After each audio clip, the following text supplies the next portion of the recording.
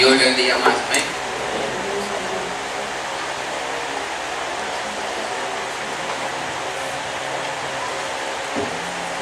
Vayamos entonces al capítulo 7 de Éxodo.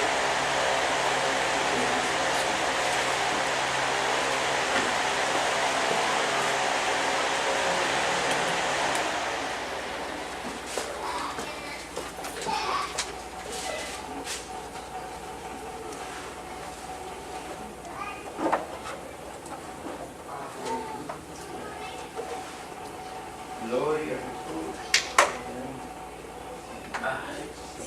Jesús.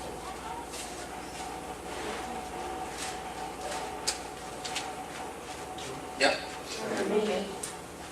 Bueno, leemos entonces la última parte del capítulo 6, versos 28 y 30. Cuando Jehová habló a Moisés en tierra de Egipto, entonces Jehová habló a Moisés diciendo: Yo soy Jehová, di a Faraón, rey de Egipto, todas las cosas que yo te digo a ti. Y Moisés respondió delante de Jehová: He aquí, yo soy torpe de labios, como pues me ha de oír Faraón.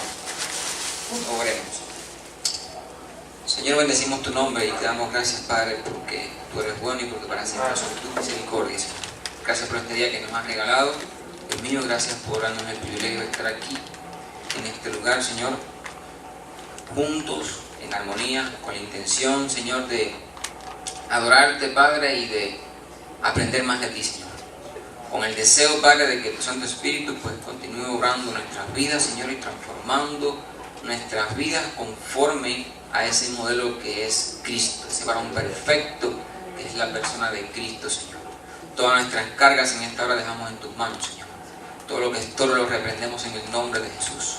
Todo lo que el enemigo quiera levantar contra este tiempo, lo reprendemos en el nombre poderoso de Jesús, Señor.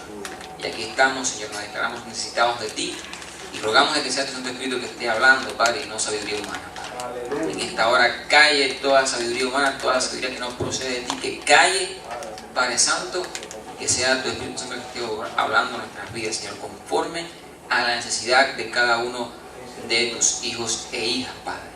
Y Él esté transformando nuestros corazones para que esa palabra caiga en terreno fértil, que lleve fruto abundante, Señor. Primeramente para la gloria y honra de tu nombre, luego para la edificación de nuestras vidas como iglesia, Señor. Te bendecimos, Padre, en el nombre de Jesús, y te damos gracias, Señor. Amén. Cuando Jehová habló a Moisés en la tierra de Egipto, entonces Jehová habló a Moisés diciendo: Yo soy Jehová, di a Faraón, rey de Egipto, todas las cosas que yo te digo a ti. Y Moisés respondió delante de Jehová: He aquí, yo soy torpe de labios, como pues me ha de oír Faraón. Amén. Cuando leíamos al principio del capítulo 6, veíamos que Moisés viene y se presenta ante Dios un tanto desanimado cuando recibió el rechazo del pueblo. Amén. Luego que Faraón aumentó la opresión sobre el pueblo entonces culpó a Moisés y Aarón de su actual desgracia. Y cuando viene Moisés ante Dios, viene con una actitud desanimada, producto a que el pueblo lo estaba rechazando porque no estaban recibiendo nada de lo prometido, sino que más bien se había aumentado la carga y la opresión sobre ellos. Sin embargo, cuando leemos estas palabras ahora, independientemente de todo lo que les puso Moisés a Dios, Dios concluye diciéndole: Yo soy Jehová, di a Faraón, rey de Egipto, todas las cosas que yo te digo.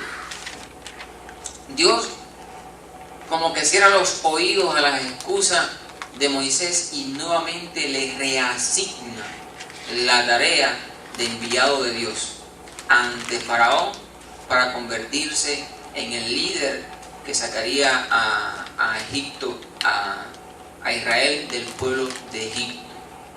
Y cuando Moisés trata de excusarse nuevamente, Dios le da una respuesta como para decir: Moisés, ya basta, ya no quiero más excusas, o ya no vas a poder presentarme la misma excusa, porque yo te voy a proveer de alguien que te acompañe y de alguien que hable por ti. Jehová dijo a Moisés: mira, yo te he constituido Dios para Faraón, y tu hermano Aarón será tu profeta. Tú dirás todas las cosas que yo te mande, y Aarón tu hermano hablará a Faraón, para que deje ir de su tierra a los hijos de Israel.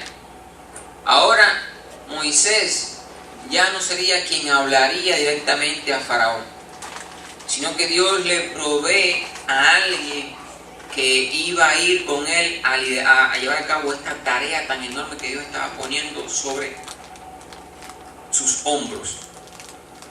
Y Dios le dice: tú vas a tomar mi lugar delante de Faraón, vas a ser Dios, y Moisés y Aarón tu hermano va a tomar el lugar del profeta. Así que tú vas a hablar a Aarón, y Aarón va a ser el que se va a dirigir a Faraón. Dios le da esta respuesta, ¿amén? Y también le revela lo que ya le había dicho anteriormente. Y yo endureceré el corazón de Faraón y multiplicaré en la tierra de Egipto mis señales y mis maravillas. Yo endureceré el corazón de Faraón. Algunos se preguntan y dicen: pero si Faraón fuese una persona con un corazón bondadoso, alguien que deseara el bien para el pueblo de Israel, Dios entonces tendría motivo para endurecer el corazón de Faraón. Se vería un poco injusto si Dios, ante una persona con que presenta un corazón noble y que esté dispuesto a recibir el mandato de Dios, trate de endurecerlo. Por tanto, muchas personas, algunos estudiosos, cuando dicen o cuando estudian la frase esta, cuando analizan de que yo, Jehová, endureceré el corazón de Faraón, lo ven como una frase figurativa, donde lo que está representando es que Dios iba a sacar lo que realmente había dentro del corazón de Faraón. Y Dios, en su omnisciencia, conocía cómo era el corazón de Faraón. Un corazón que no tenía temor de Dios y que en todo tiempo se iba a oponer a Dios. Viéndolo desde ese punto de vista, entonces Dios revelaría cómo realmente era el corazón de Faraón. Porque quizás Faraón se presentaba ante su nación como un líder benevolente o misericordioso. Sin embargo, ante el pueblo de Egipto, ante el pueblo de Israel, se ha mostrado como un rey inflexible e inmisericordia, que no tiene misericordia. Cuando ellos fueron a pedir allí favor para que la carga se le disminuyese, él dijo rotundamente que no. Es decir, la opresión que he puesto sobre ustedes va a persistir tal y como es. Y entonces, desde este punto de vista, estamos de acuerdo, o está de acuerdo lo que se dice con respecto a los principios bíblicos que vamos a ver más adelante. Principios bíblicos que nos enseñan de que cuando el ser humano rechaza a Dios, como consecuencia, Dios tiene misericordia, Dios tiene paciencia, pero cuando ese rechazo hacia las cosas de Dios es continuo, es persistente, llega a un punto en el que Dios ya te entrega a una mente reprobada, te entrega a un corazón endurecido, para que entonces hagas y deshagas con el objetivo de que coseches esa maldad. ¿Por qué? Porque te opusiste a Dios. Amén.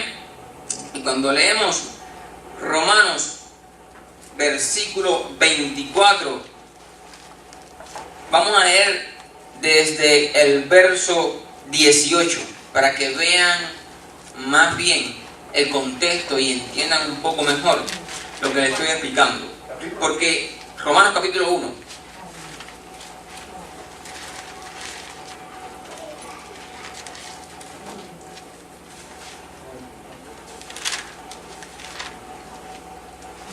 Amén.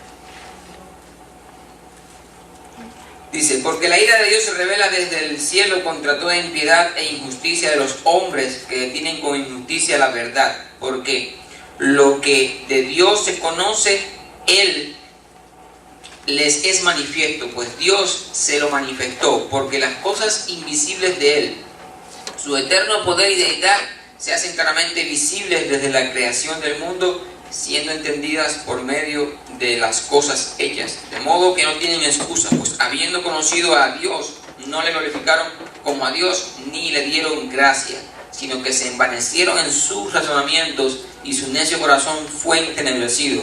Profesando ser sabios, se hicieron necios, y cambiaron la gloria del Dios incorruptible en semejanza de imagen de hombre corruptible, de aves, de cuadrúpedos y de reptiles. Por lo cual también Dios los entregó a la inmundicia en las concupiscencias de sus corazones, de modo que deshonraron entre sí sus propios cuerpos, ya que cambiaron la verdad de Dios por la mentira, honrando y dando culto a las criaturas antes que al Creador. Y el verso 28 dice, y como ellos no aprobaron tener en cuenta a Dios, Dios los entregó a una mente reprobada para hacer cosas que no convienen. Amén. Y también cuando vemos en segunda de Tesalonicenses,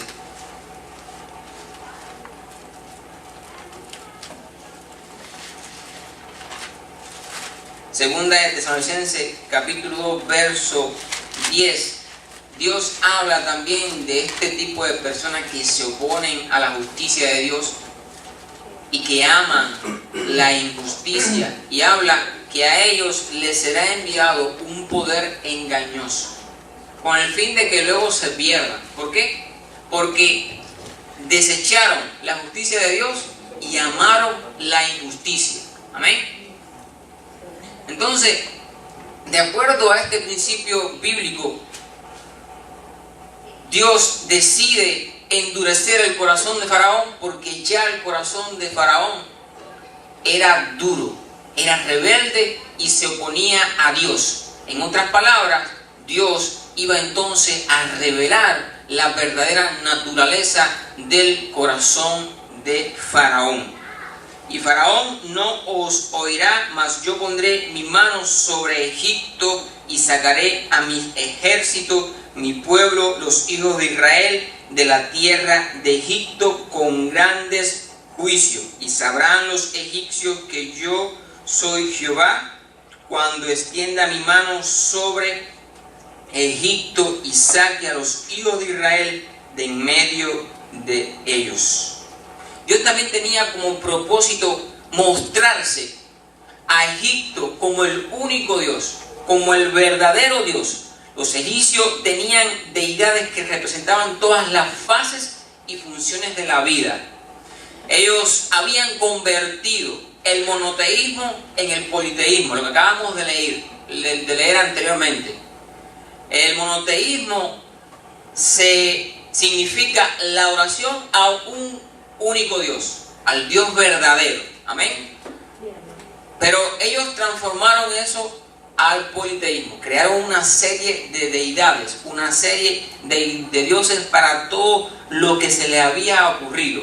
Lo que acabábamos de leer en Romanos 1, 22 al 24. Amén. Que decía Pablo a Romanos, sino que Dios, cuando vio esa actitud de que ellos cambiaron la gloria que tenían que darle al Dios incorruptible por hombres incorruptibles, por animales, por cuadrúpedos, cuando Dios vio esa actitud, ese rechazo hacia Él, entonces Dios los entregó a una mente reprobada. Amén.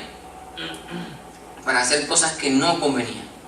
Es decir, cuando se estudia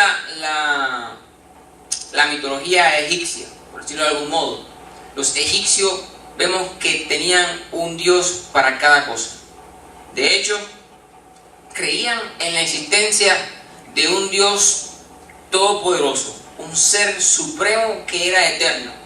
Pero creían que este ser era tan importante y tan poderoso que no le interesaba ni el destino ni los asuntos de los seres humanos. Y en su creencia, ese Dios todopoderoso había entregado el gobierno del mundo a una serie de dioses y demonios, una serie de espíritus buenos y espíritus malos. Esto es la esencia de la creencia que tenía Egipto.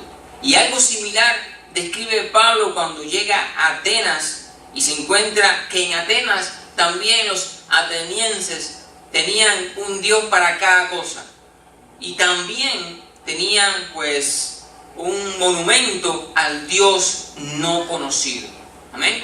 Es decir, que esta forma de engaño de Satanás no es algo nuevo, sino de que de los tiempos más antiguos, se ha venido arrastrando de generación en generación hasta la actualidad. Amén. Amén. Y hoy hay una serie de dioses que gobiernan la vida de los seres humanos. Amén. Y no necesariamente uno tiene que poner una fe en lo sobrenatural para convertirse en idólatra, sino que hemos aprendido de que todo lo que gobierna nuestra vida, se convierte en nuestro propio Dios. Aún el dinero, las cosas materiales, las cosas que más importancia, que más relevancia tienen en nuestra vida, se convierten en nuestros propios dioses. Amén. Y si es una persona, pues esa persona va a ser también tu centro de idolatría. El concepto de idolatría, cuando lo vemos desde estos puntos de vista, es muy, muy amplio. Amén. Y quizás vemos a la nación de Egipto y los acusamos de ser idólatras, porque tenían una serie de dioses que eran sobrenaturales. Pero cuando vemos nuestra cultura de hoy, vamos a ver a una cultura que es sumamente idólatra, porque no necesariamente hay que tener la fe puesta en algo sobrenatural para estar en el pecado de idolatría delante de Dios. Amén. Esto es un tema bastante amplio. Entonces, si alguien como la nación de Egipto tenía tantos dioses, ¿cómo iban a poder conocer al Dios verdadero? Dios entonces aprovecharía esta ocasión para revelarse a la nación de Egipto como el único Dios, para que ellos vieran de que todos los dioses que tenían ellos eran vanidad y no eran nada ante el único Dios verdadero. Amén. Así que Dios iba a aprovechar también esta ocasión para revelarse como el único Dios verdadero, para mostrar su esencia al pueblo de Egipto a través de los juicios que iba a ejecutar contra cada una de las deidades de Egipto. Pero cuando comencemos a estudiar las diferentes plagas que Dios envió, nos vamos a dar cuenta de que cada una de ellas estaba destinada a una deidad en específica de la nación de Egipto. Amén. Amén. Y sabrán los egipcios que yo soy Jehová cuando extienda mi mano sobre Egipto y saque a los hijos de Israel de en medio de ellos. E hizo Moisés y Aarón como Jehová les mandó. Así lo hicieron. Era Moisés de edad de 80 años y Aarón de edad de 83 cuando hablaron a Faraón. Entonces ahora ya definitivamente las fuerzas, el ánimo y la fe de Moisés son estimulados y se decide a emprender la tarea que Dios le estaba encomendando. Amén. Fíjese, si los vemos desde este punto de vista, eran dos personas bien maduras, prácticamente unos ancianos, 80 y 83 años, con una tarea enorme por llevar a cabo. Amén. De modo de que la edad muchas veces se convierte en un impedimento en nuestras mentes para frenarnos de las cosas que Dios quiere hacer con nosotros. Ya no tengo la misma juventud que antes, no tengo la misma fuerza, no tengo la misma habilidad, las mismas habilidades, ya me canso más rápido, vamos a dejarle estas tareas a los más jóvenes porque están llenos de energía. Amén. Y sin embargo, Dios se muestra como alguien, Dios se revela a nosotros como alguien que es el que nos sustenta. Amén. Y nuestra vida y nuestra fuerza, todo proviene de Dios. Por eso es que cuando vemos en la historia de la Biblia y conocemos de gentes en particulares de la iglesia de hoy en día, nos maravillamos de cómo, a pesar de ser ancianos, están tan fuertes y tan vigorosos. Amén. Porque son personas que realmente han aprendido a creerle a Dios. Han aprendido a depender de Dios. Amén. Son personas que han llegado a tal grado de madurez que los achaques, las dolencias o las dificultades no significan obstáculos para ellos. ¿Por qué? Porque aprendieron a ver al Dios invisible por encima de cualquier cosa visible que quiera levantarse y frenar la obra de ellos. Amén. Entonces, la actitud de estos dos personajes que a esa edad se levantan a llevar a cabo una encomienda tan grande como era sacar al pueblo de Israel de la nación de Egipto, también tiene que estimularnos a nosotros. Amén. De cuando Dios nos llame a hacer algo, no pongamos la vista en las circunstancias, no pongamos la vista en cuán débil o cuán fuerte estamos. Amén. Sino que confiemos en que Dios va a proveernos de todo lo que necesitemos, ya sea fuerza, ya sea vigor, ya sea recursos humanos, recursos materiales. Amén. Dios se va a encargar de levantarnos ayuda idónea, hermanos que nos van a ayudar a llevar a cabo la obra a la que nos está llamando. Amén. Porque Dios sabe que una persona sola se desanima con facilidad. Por eso muchas veces Dios dice, bueno, chico, si fuese cubano dices chico.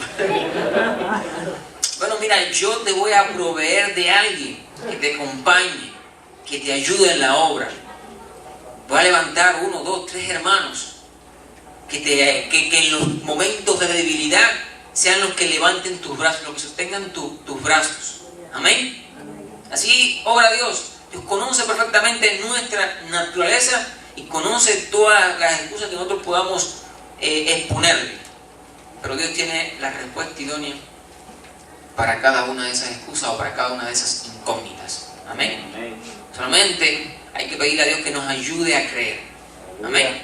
Porque si nos mantenemos creyendo, pues cuando llegue el momento vamos a ver cómo las puertas se van abriendo en respuesta a cada una de nuestras necesidades. Amén. Entonces, ya en el verso 8, habló Jehová a Moisés y a Aarón diciendo: si Faraón os respondiere diciendo, mostrad milagro, dirás a Faraón, Aarón, toma tu vara y échala delante de Faraón para que se haga culebra. Vinieron pues Moisés y Aarón a Faraón e hicieron como Jehová lo había mandado. Ahora, era obvio que cuando ellos se presentasen hablando de parte de Jehová ante Faraón, era obvio que Faraón les demandase señal. Les dijese en otras palabras, muéstrenme las credenciales para saber quiénes son ustedes y quién es ese Dios a quien ustedes representan. Porque Moisés y Aarón no iban bajo el nombre de su propia persona ante Faraón, sino que ellos fueron en nombre de Dios. Jehová, el Dios de Israel, se ha aparecido y te manda a decir que dejes ir al pueblo de camino 3 días por el desierto para que rindan adoración a su Dios. No estaban hablando en nombre de ellos, no estaban hablando en nombre de Moisés y de Aarón, estaban hablando en nombre de Jehová. Y ahora Faraón está pidiendo las credenciales y Dios depositó poder en ellos para que mostrasen las credenciales que tenían. Amén. Y verso 10. Vinieron pues Moisés y Aarón a Faraón e hicieron como Jehová lo había mandado. Amén. Fíjese, cuando se estudia el hebreo, aquí vemos, se dice de que la orden era de cuando la vara fuese arrojada se iba a convertir en culebra. Normalmente el término utilizado para culebra en el hebreo y que se usa más en otras partes de la Biblia es nahash. Nahash es la palabra común en hebreo para designar o para hablar sobre culebras o serpientes. Sin embargo, en este pasaje el término que se utiliza es tani, que significa monstruo marino, serpiente marina, dragón o chacal. De hecho, algunas de las versiones bíblicas lo traducen como cocodrilo.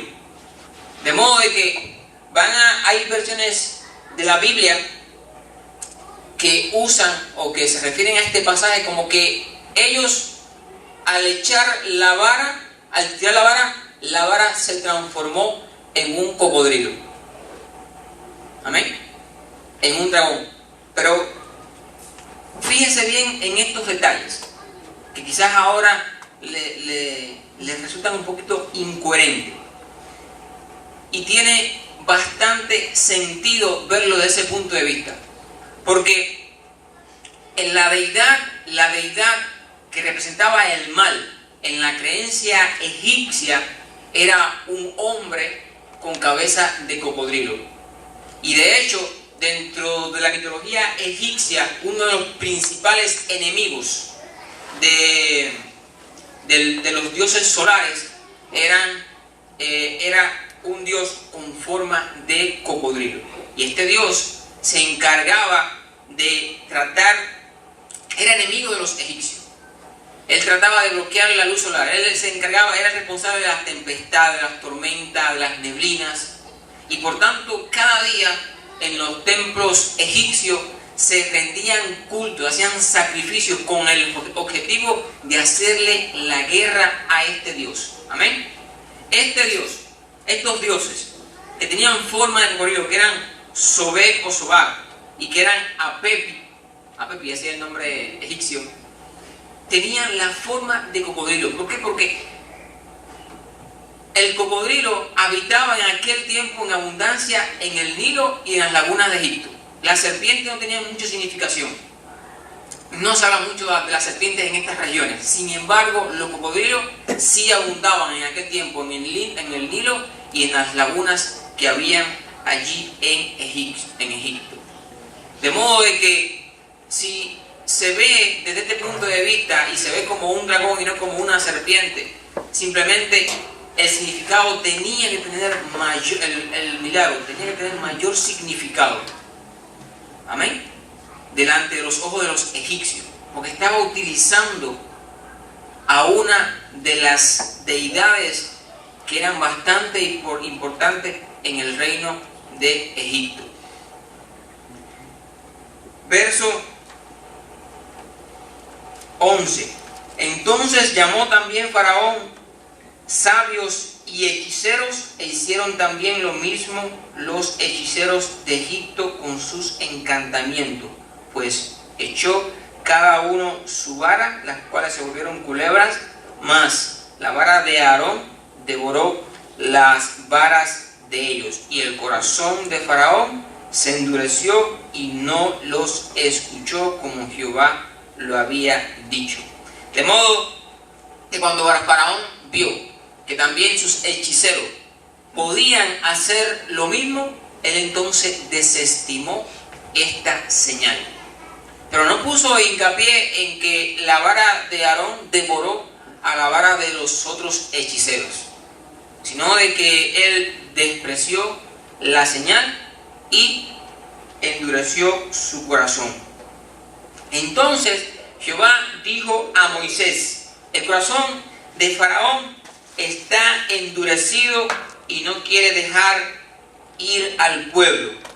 Ve por la mañana a Faraón, he aquí que él sale al río, y tú ponte a la ribera delante de él y toma en tu mano la vara que se volvió culebra, y dile: Jehová, el Dios de los hebreos, me ha enviado a ti diciendo: deja ir a mi pueblo para que me sirva en el desierto. Y he aquí que hasta ahora no has querido oír. Así ha dicho Jehová: en esto conocerás que yo soy Jehová. He aquí, yo golpearé con la vara que tengo en mi mano el agua que está en el río, y se convertirá en sangre. Y los peces que hay en el río morirán, y herederá el río, y los egipcios tendrán asco de beber el agua del río. Ahora llega la primera plaga. La primera plaga que Dios envía es la plaga de sangre. Amén. Y fíjese, la plaga de sangre, lo primero que tocó fue al río Nilo. El río Nilo era una de las principales, es decir, el dios que designaba al río Nilo era Hapi. Se escribe así, ¿no? Hapi. Era el dios del río Nilo. Hapi era un dios que se representaba con forma humana, pero bien robusto y con pechos de mujer, lo que significaba los poderes de fertilidad y de nutrición. Era una de las principales deidades en el reino de Egipto, porque el Nilo venía a ser como el corazón de Egipto. Amén. Era lo que regaba a todo el país de Egipto. Es decir, sin el Nilo, sin la fuente de agua más importante, la vida era imposible prácticamente allí en el Nilo. Entonces, este Dios era uno de los dioses que más adoración recibía en el pueblo de Egipto.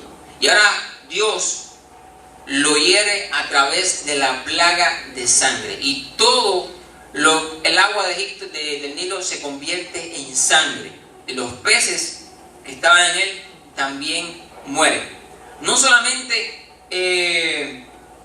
vamos a ver que la plaga afectó al Nilo, sino a los demás estantes de agua que había en la tierra.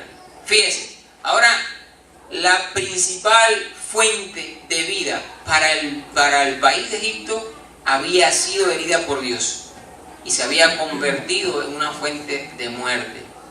¿Amén? Esto debería de decirle al pueblo de Egipto de que el Dios de los hebreos realmente era Dios sobre todos los dioses. Amén.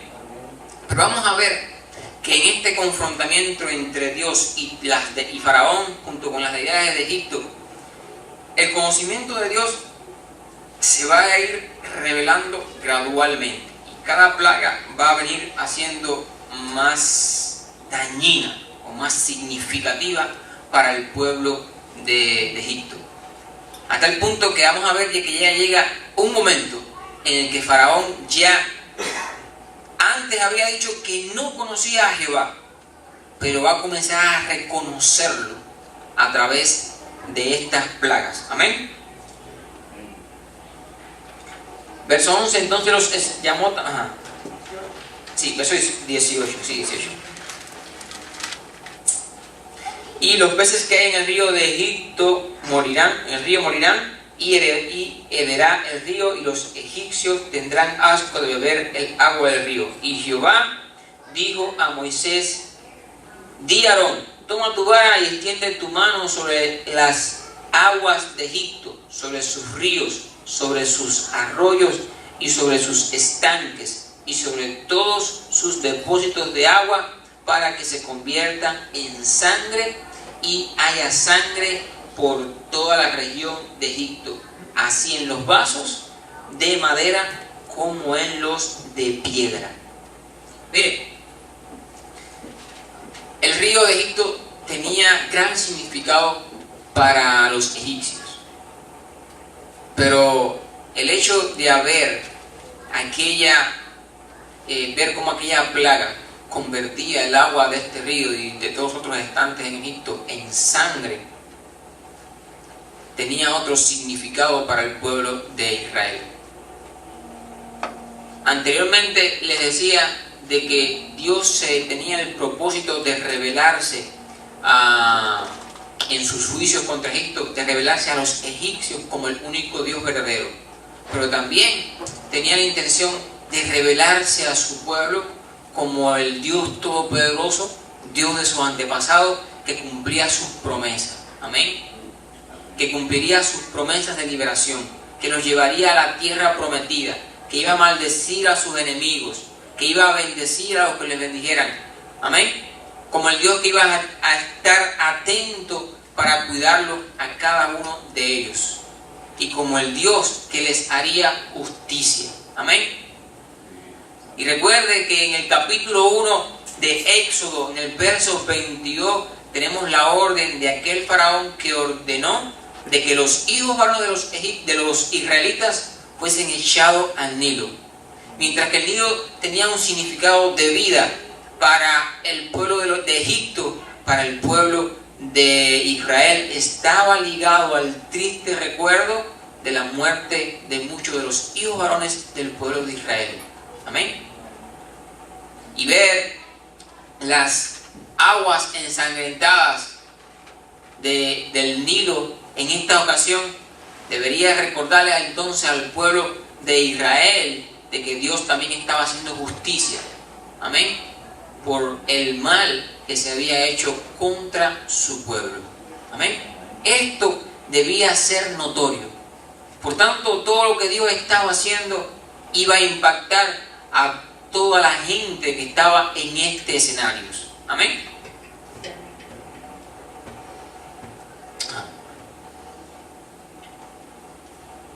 Verso 20. Y Moisés y Aarón hicieron como Jehová lo mandó, y alzando la vara golpearon las aguas que había en el río, en presencia de Faraón y de sus siervos, y todas las aguas que había en el río se convirtieron en sangre.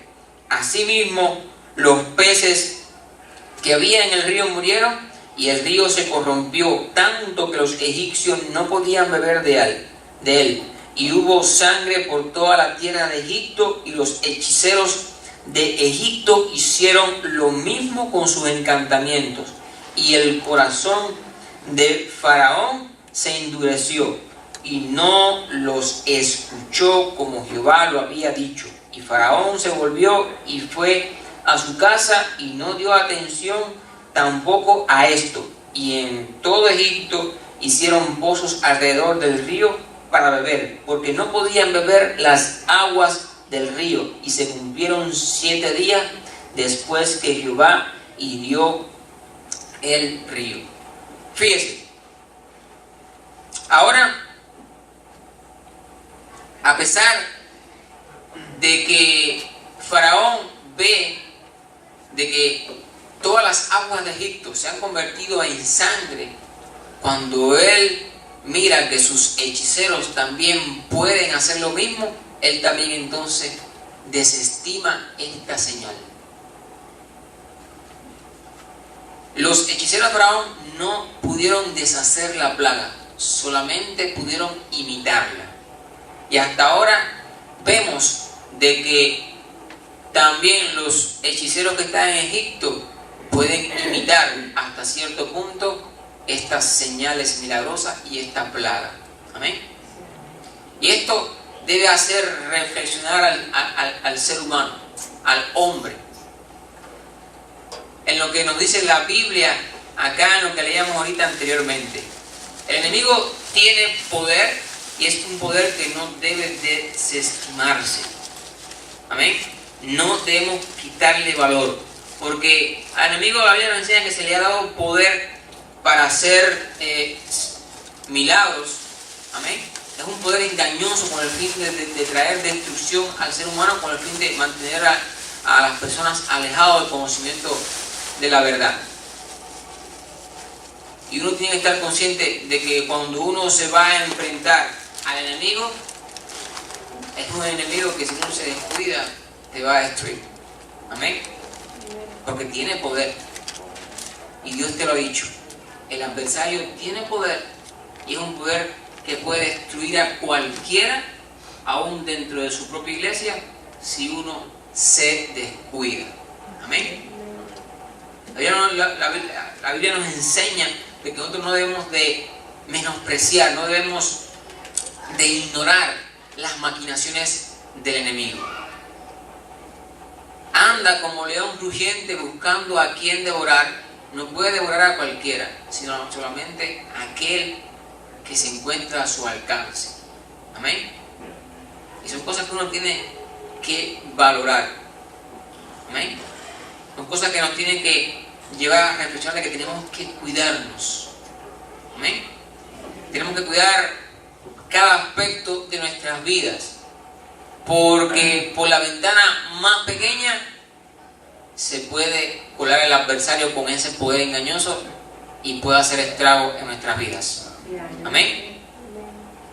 Y muchas veces hemos sufrido alguno de esos ataques. Amén. Hemos sido víctimas de esos ataques, pero Dios en su misericordia y en su amor nos levanta y nos restaura. Amén. Pero fíjese, independientemente de que el adversario tiene poder, y es un poder limitado, pero un poder que es significativo y que va a adquirir mayor significado en dependencia de nuestra actitud como cristianos, porque si nos descuidamos nos destruye. Amén. Si estamos velando continuamente y estamos dependiendo de Dios, ese poder no nos va a lastimar. Amén. Pero si nos descuidamos, nos va a destruir. Y hasta ahora estamos viendo de que ese poder engañoso que se le ha dado al enemigo viene trabajando desde mucho tiempo atrás. Y aún en los días postreros se va a ver en su mayor manifestación ese poder engañoso. Amén. Nosotros como iglesia, ya para ese momento, cuando llegue la gran tribulación, ya debemos estar allá.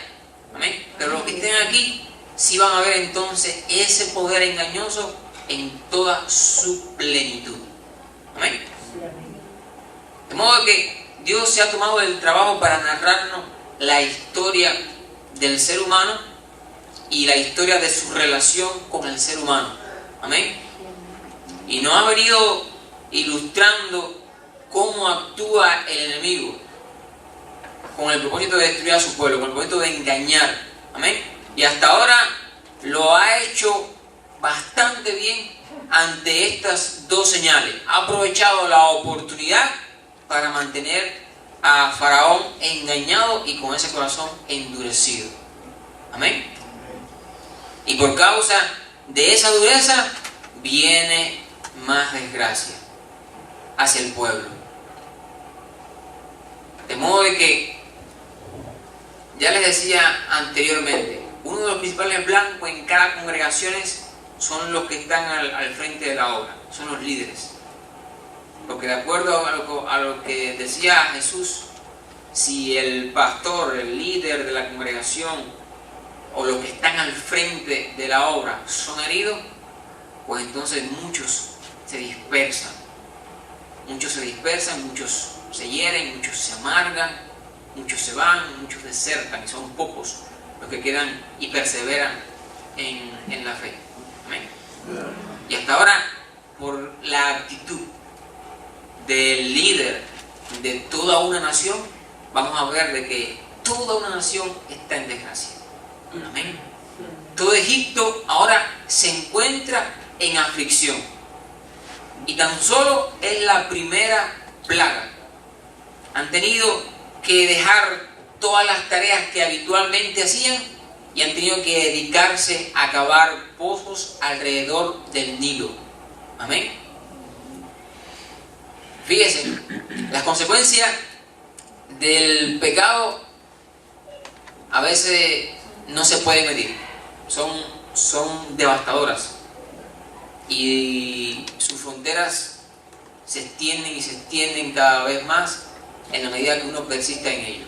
Ahora toda la nación ha tenido que descuidar todas sus tareas porque lo primordial ahora es conseguir agua. Sin agua, la vida de ellos tenía límite, y límite bien cercano. Ahora todo el mundo está empeñado en abrir pozos, en buscar agua.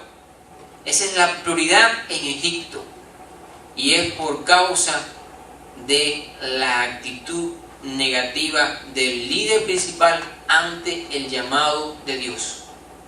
Por tanto, también cuando los que están al frente de las obras se desenfocan de Dios y se enfocan en las cosas materiales, eso acarrea maldición no solamente para sus vidas, sino para todos aquellos que están bajo de su liderazgo o bajo su dirección. Amén. Por eso hay muchas congregaciones que andan absolutamente desviadas de la verdad. Y ellos están convencidos de que sirven al Dios verdadero, pero están en el grupo ese a los que Dios le dice: apartado de mí, hacedores de maldad, porque nunca os conocí. Amén. Que Dios tenga misericordia y nos guarde, porque cada uno de nosotros no está excepto de caer en un poder engañoso como ese si uno se descuida. Amén. Mire, yo al principio que comenzaba ya hace unos 16 años, que comenzaba a caminar en los caminos en los caminos de Dios. ¿Ve? Cuando llegó el conocimiento de Cristo, todavía era un adolescente. Cuando tuve mi primer contacto con cristianos y comencé a oír de los caminos de Dios y de los planes de Dios.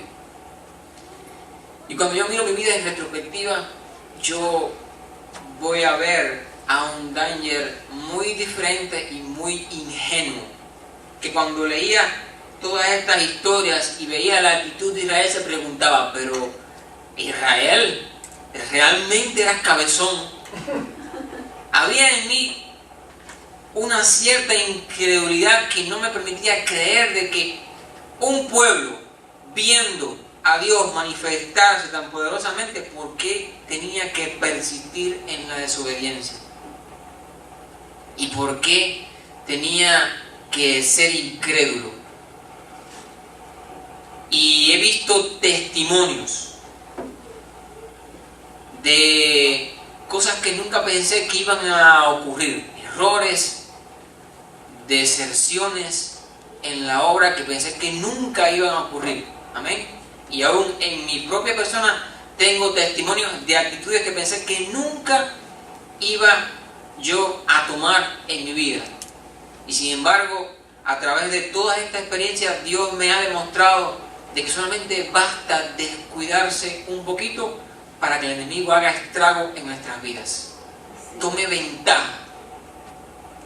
Es especialista en tomar ventaja, en colarse por la ventana más pequeña. Amén. Tiene esa habilidad. Nos ha estudiado a cada uno de nosotros. Amén. Es el mejor para engañar. Si te vas a encontrar con un ser que es experto en la materia del engaño, de la mentira, de la traición, ese ser es Satanás. Él es el padre de mentira. Amén. Y su propósito es matar, hurtar y destruir. Amén. Entonces solamente le basta al creyente vacilar en su mirada hacia Dios, desenfocarse de la persona de Dios, para que el enemigo lo engañe y caiga en los lugares más bajos. Amén. Por eso la importancia de mantenernos velando continuamente, de esforzarnos continuamente, de pedir ayuda si es necesario. Amén. De ir delante de Dios y decir: Señor, ayúdame, o envíame a alguien, haz algo con el fin de que yo pueda enfrentarme a cada una de las situaciones que vienen a mi vida y enfrentarlas correctamente según lo que tú tienes planeado. Amén. Se vale buscar ayuda muchas veces y uno tiene que cuidarse. Y vemos que las consecuencias, las malas decisiones de unas personas no solamente nos afectan a nosotros, a esa persona, sino que afectan a todos los que se encuentran por debajo de esa persona. Amén.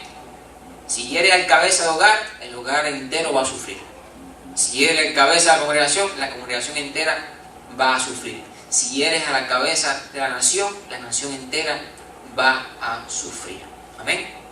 Y hasta ahora Dios está utilizando cada una de esas circunstancias para revelarse más y más, no solamente a Faraón y Egipto, sino también a su pueblo. Y de cada experiencia, por muy mala que sea, hay algo bueno. Uno tiene que aprender algo bueno. Amén. Porque Dios aún esas circunstancias las está utilizando para revelarse y mostrarse como el único Dios verdadero cuya palabra es absoluta. Amén. Entonces cada una de las desgracias que acontecen nos tienen que reenfocar a que lo que Dios dice, ¿ve? Uno tiene que escucharlo para evitarse los problemas. Amén.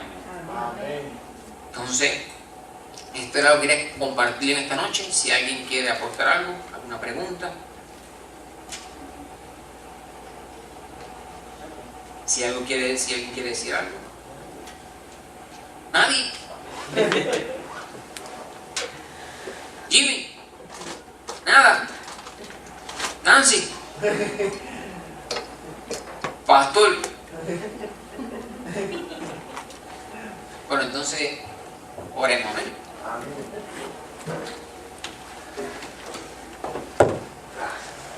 Padre, gracias Señor por tu palabra. Gracias Señor por tu palabra y gracias por cada uno de los que estamos aquí, Señor. Dios, en el nombre de Jesús. En el nombre de Jesús pedimos de que tu favor y misericordia sea con cada uno de los hijos de tu pueblo, Señor. Que no sea parte de nuestras vidas, Señor. Y de que tú nos ayudes por el poder de tu Santo Espíritu, Padre, a estar atentamente con el oído abierto a tu palabra y con una actitud de obedecer a esa palabra. Ayúdanos, Dios mío, a esforzarnos, Padre. Ayúdanos, Señor, a cada día limpiarnos más y más del viejo hombre, Señor, de que tu Santo Espíritu, Jehová, sea el que esté gobernando nuestras vidas y moldeando nuestras actitudes, nuestro carácter, Señor, que sea Él el que esté llenando nuestros corazones, Padre, para que nuestra vida, Dios mío, pueda andar en victoria delante de ti. El único modo, Señor, es bajo la dirección de tu Espíritu Santo. Ayúdanos, Padre, a no intentar tomar el control de nuestras vidas. Aún del área más pequeña, Señor, ayúdanos a depositarlo todo, Dios mío, a tus pies. Rendirlo todo a tus pies para que sea tu Espíritu Santo, Dios mío, el que gobierne en toda su plenitud en nuestras vidas, Padre. Te ruego, Señor, que tu misericordia no se aparte de cada uno de nosotros, que tú hagas resplandecer tu rostro sobre tu pueblo, que tu pueblo sea restaurado, sea vivificado, sea santificado y sea convertido, Padre, en ese pueblo, en esa nación de reyes y sacerdotes conforme a la persona de Cristo, Señor. Dios mío, toda carga en nuestras vidas dejamos en tus manos, Padre. Señor, todo lo que está estorbando nuestras vidas lo reprendemos en el nombre poderoso de Jesús. Reprendemos todo engaño que el enemigo quiera traer a nuestras vidas, Señor. En el nombre poderoso de Jesús, Señor. Jehová, y si en nuestros corazones hay dureza, Padre Santo, te ruego, circuncida nuestros corazones, Padre. Corta, Dios mío, todo lo que está endurecido, arráncalo de nuestro ser y pon en cada uno de nosotros, Padre, corazones de carne. corazones nuevos, corazones sensibles a tu Espíritu Santo, Padre, corazones con la actitud, Padre, de adorarte en espíritu y en verdad y de buscarte a ti por encima de todas las cosas, Señor. Que ninguna circunstancia, Jehová, que pueda levantarse, pueda desviar nuestra mirada de ti, Señor. En el nombre poderoso de Jesús, guárdanos, Dios mío, de caer en la comodidad esa que nos lleva a olvidarnos de ti y que nos lleva a confiar en lo que podamos obtener o que podamos hacer humanamente. En el nombre poderoso de Jesús, se propicio a cada uno de nosotros, Padre, y que tu misericordia también se extienda a nuestros familiares, Padre. Señor, que tú quebrantes el corazón de cada uno de nuestros familiares, que el yugo de esclavitud, de pecado sobre su vida sea roto por el poder de tu Santo Espíritu, Padre, y que ellos vayan a tus pies con un corazón contrito y humillado, Señor, bajo la dirección de tu Espíritu Santo, para que sean salvos, Jehová. Así te ruego, Jehová, de que tú, Señor, sigas esforzando los brazos, Padre Santo, de los hijos e hijas que se esfuerzan por expandir las fronteras de tu reino en este lugar. Aquellas personas, Padre Santo, que han tomado la decisión de ir a los lugares a los que nadie quiere ir, Señor. De meterse, Padre Santo, allí para arrebatarle las vidas al enemigo. Dios, una bendición especial sobre esas personas, Padre. Sobre esos hermanos y hermanas, Padre. Un poder, Dios mío, una doble unción de tu Santo Espíritu sobre sus vidas, Padre. Que si el desánimo toca sus vidas, Jehová, Dios mío, tu Santo Espíritu toque nuevamente sus vidas y deshaga, Jehová, todo lo que el enemigo haya levantado, todas las circunstancias que quiera desanimarle, Padre, y la fe de cada uno de ellos, Señor, sea fortalecida, sea avivada, Padre.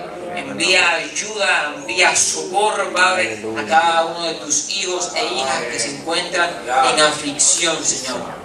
Padre, toca los corazones, Padre Santo, que han de recibir tu palabra, Padre. Prepara sus corazones, Señor, para que tu palabra caiga en un terreno fértil y que en el tiempo que tú has diseñado, Señor, esa palabra germine para convertirse en vida, Jehová, en cada uno de ellos. Ten misericordia, Dios mío, de las naciones de la tierra. Ten misericordia porque vivimos tiempos en los que la maldad sigue aumentando y sigue perfeccionándose y el amor sigue enfriándose conforme a lo que tú has dicho en tu palabra. Ayúdanos, Dios mío, a pelear, Señor, por volver o retener en nosotros ese primer amor. Ayúdanos, Dios mío, a tener misericordia los unos con los otros. Ayúdanos a soportarnos. Ayúdanos a estimularnos al amor no fingido, Señor. Ayúdanos a interesarnos sinceramente por el bienestar de nuestros hermanos, Padre, y que en nosotros, en cada uno de nosotros, Señor, se moldee un corazón de servicio conforme al testimonio que Cristo nos ha dado, Padre. En el nombre poderoso de Jesús, Señor. Perdónanos, Padre. Perdónanos, Señor, Dios mío, perdona nuestras ofensas, Padre Santo. Señor, ayúdanos a perdonar a quienes nos ofenden.